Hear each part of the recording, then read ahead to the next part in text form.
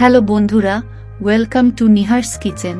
আমি আজ ভাবছিলাম যে আপনাদের সাথে ওভেন ছাড়া পিজার রেসিপি তো অনেক কটাই শেয়ার করে ফেলেছি, তা পিজার সস, তাও আবার বিনা ঝামেলায় ঘরে বানানো পিজার সসের রেসিপি শেয়ার করলে কেমন হয় কি বন্ধুরা, কি বলেন? তাই আর বেশি দেরি না করে রেসিপি স্টার্ট করি।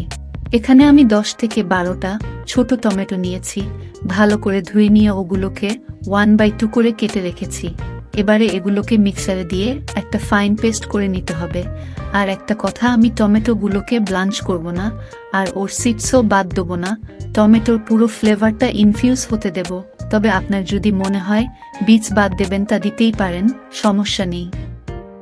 এবারে আমি প্যানের মধ্যে 7 থেকে 8 টেবিল স্পুন পরিমাণ মতন সাদা তেল অ্যাড করছি।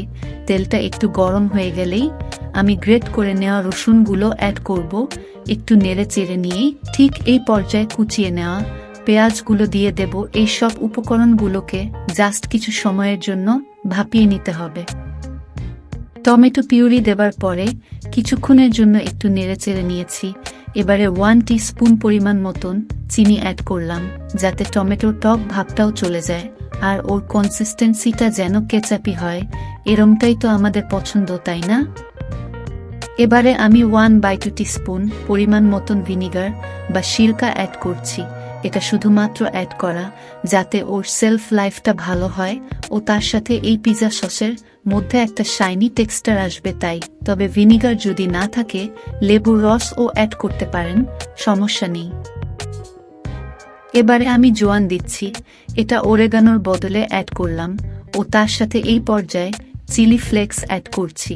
তবে আপনাদেরকে বলা হয়নি, এই পুরো রেসিপির মধ্যে আমাদের মোটিভ শুধু থাকবে টমেটোর পানিটাকে শুকানো আর ওর কাঁচা ভাবটা দূর করা, কারণ পানি থাকলে ডোটা ভিজে যাবে, তাই পানিটা শুকানো খুবই প্রয়োজন। এবারে একদম অল্প পরিমাণ মতন টমেটো সস দিচ্ছি। এটা আপনার ইচ্ছা অনুযায়ী নাও দিতে পারেন, কোনো প্রবলেম নেই।